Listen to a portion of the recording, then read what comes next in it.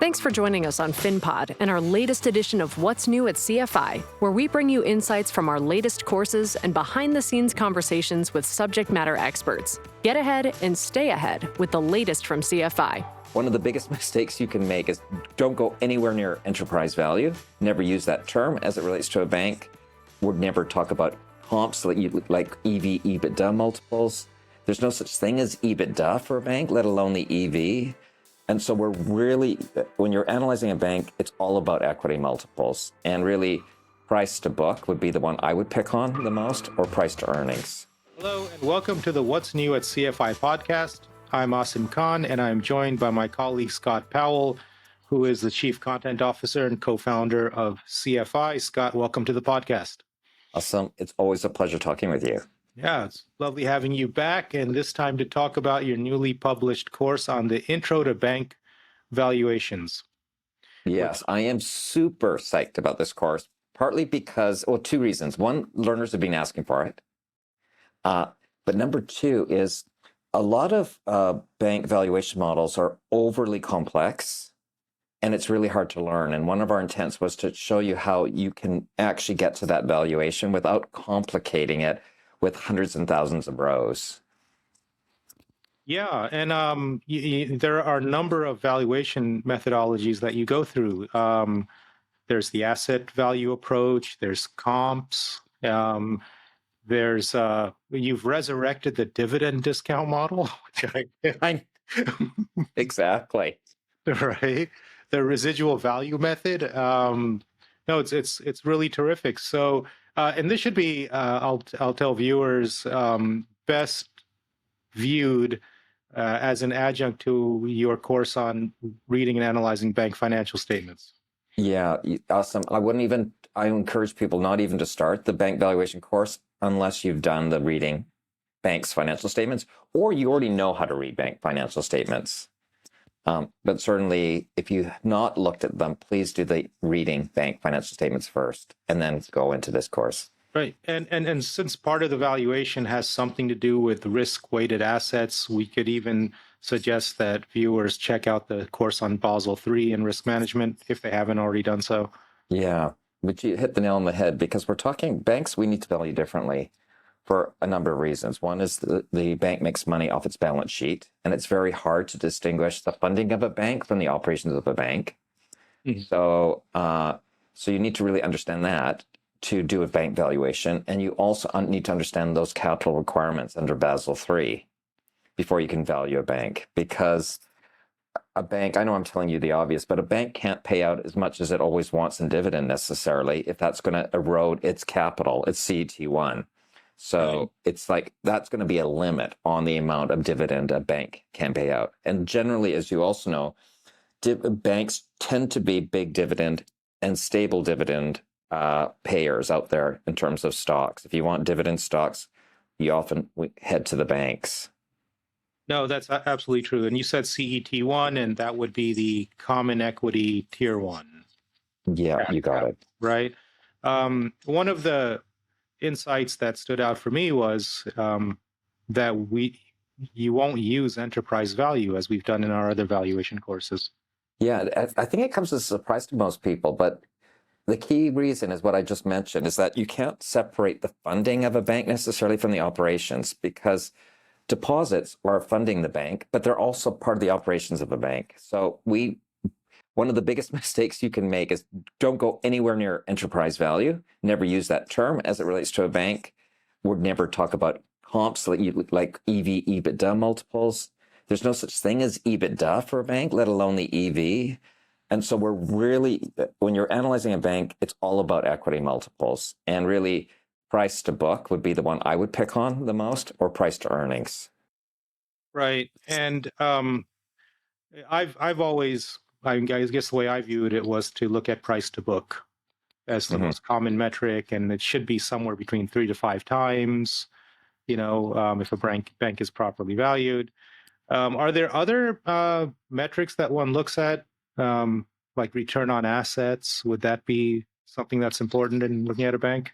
Yeah, so that's where if you go to our reading bank financial statements, it's not just reading. I've truncated it. It's also analyzing, and And one of the things you want to be mindful of is the ratios that you use to analyze a bank are going to be also different than the usual suspects.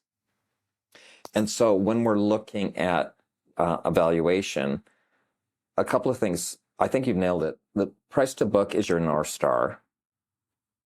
And 3 times says you're doing very well. And 1 times basically says you're not creating any value for your shareholders other than the bare minimum. And we discussed that on the course. And that's why we introduced that residual income method, because the idea is that a bank's only going to be worth it, the book value of its equity, if it only delivers what shareholders need as a return on equity, the minimum. And we can get a return on, or a cost of equity, I should say, and we can get that from, like CAPM, the capital asset pricing model. And I love the price to book because basically, let's say a bank shareholders need a minimum return of 8%, and the bank only delivers 8%, then I don't even have to do a valuation because I can tell you it's going to be 1 times a price to book multiple. Right. So it comes in handy as a back of the envelope sort of thing. Yeah, exactly. Right. And then would this sort of evaluation methodology apply to, well, of course it applies to wholesale banks. I mean, that's what we're looking at in particular, so Citi, JP Morgan, Wells Fargo, banks of this nature. If you're looking outside the US, is it still applicable? Say you look at a BNP Paribas or... Yeah, so it's interesting because I'm working on a new course for insurance. And one of the things that allows you to use the same approach with banks within the US and outside the US is they're generally regulated in a consistent way. And that's what Basel III is about, creating standard rules, whether you're in France, the UK, the US, or wherever. And but what I would also say is, and we mentioned this in the course, that regulations are still different in different jurisdictions. And so if you're thinking about comps, and I'm sitting in France, I'm not necessarily going to use a US bank as my comp. I'm going to try to find banks in France or banks in the EU that are subject to, and also have a similar approach, similar portfolio of products and services. Mm-hmm.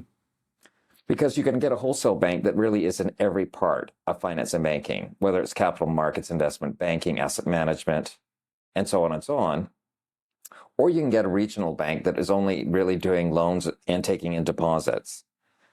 And so, but your first question was, can you use these valuation methods? Yes. But when it comes to using comps, just be very careful, even more careful, I would argue, than for other industries.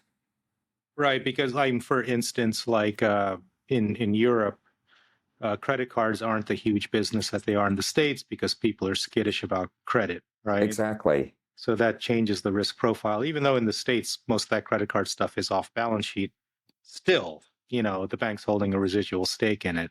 Yeah. And I mentioned insurance because we don't have global rules around insurance. So it's even harder to compare.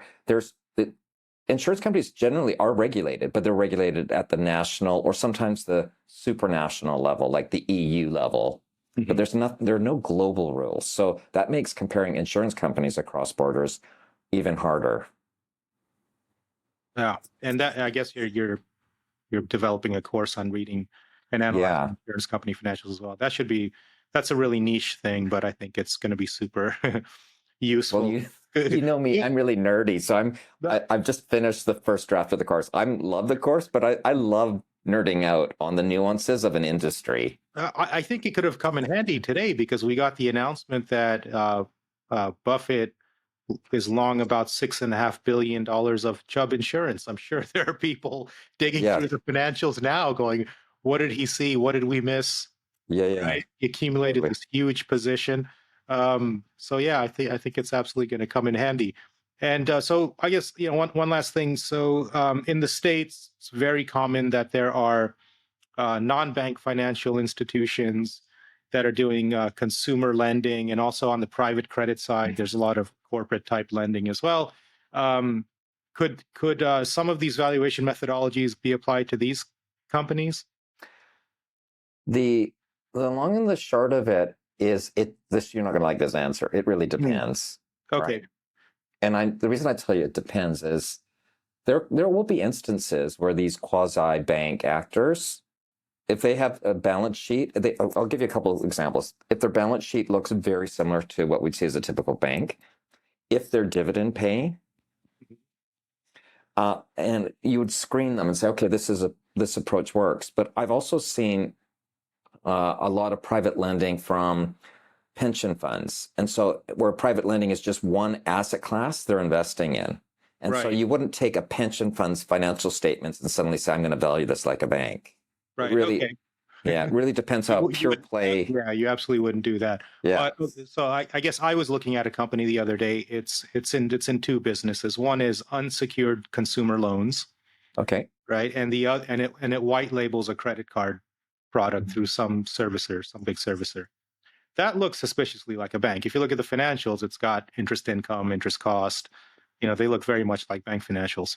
Yeah. And I would say that's great. One nuance, sorry, just because I'm nerding out again, is that we also want to see if they're subject to the same type of regulatory framework.